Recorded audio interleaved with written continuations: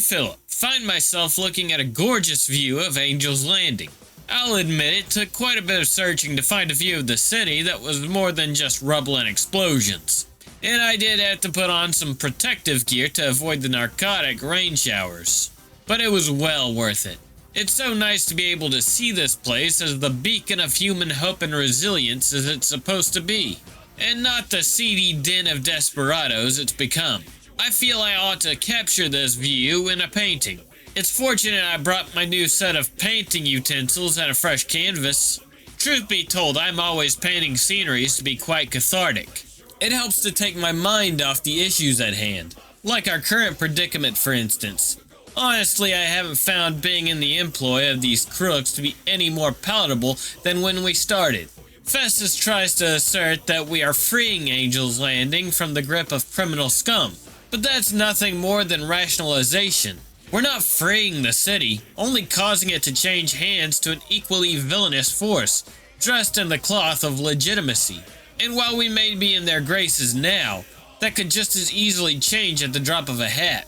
I have no doubt Cosa Nostra would have us all servitored without a second thought if it served his purpose. The only other aspect of his that rivals his stature is his greed. But Festus is too preoccupied with his ill-gotten riches to notice. Sure, it's criminals we trouble now, but what if tomorrow it's civilians, or the sisters, or the guard? We need to escape before this escalates into a full-blown war. One which we may end up being on the wrong side of. Be me, Jaros Magos Anthony Cosa Nostra. Looking at the reports from the guardsmen I got out there cracking skulls. They're actually doing pretty well for a bunch of agri-world yokels. But this city is getting worse by the minute.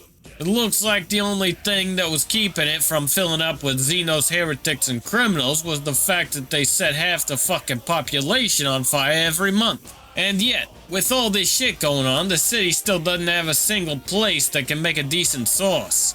Noodles and ketchup.jpg. Hear reports about Tau, heretics, and some sort of fucked up rain.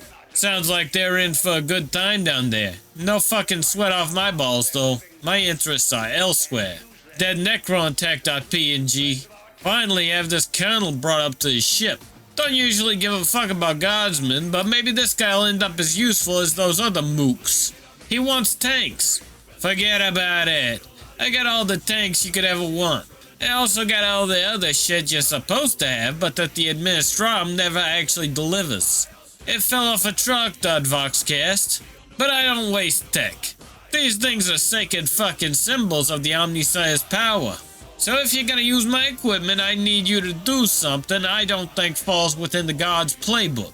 Instead of dying in this worthless heretical city during the next big shitstorm, you come work for me. Your regiment will be officially attached to the AdMech operations here. You'll relocate all your forces to the Necron dig site to keep it safe. You'll deal with any spillover Xenos attacks and help the researchers take down any threats that wake up.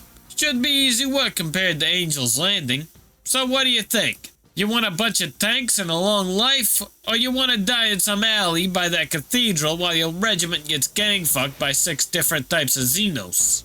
The future commissar. Turns out Chaos Tau like booze and have access to it through some sort of degenerate warp fuckery. We learned this thanks to it raining fucking booze from the sky which originated from their main ship. The fuckers are using it against the untold navies in the void.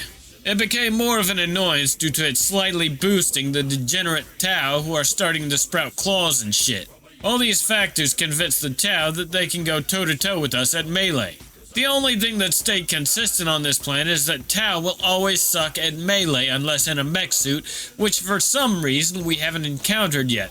Should probably be more concerned about that. On the bright side, the guard is able to release the sexual frustration that these degenerates are causing thanks to the warp fuckery through glorious melee combat. I even got to use the Baneblade for a melee charge. Though all that was somewhat ruined when I reported our updates to Angel's Landing and heard what was going on. The entire city is now just a fuck massive gang war and is currently being attacked by Dark Eldar and Greenskins again. It's not helped by the fact that the AdMech representative and the Bishop boy are practically beginning a new civil war.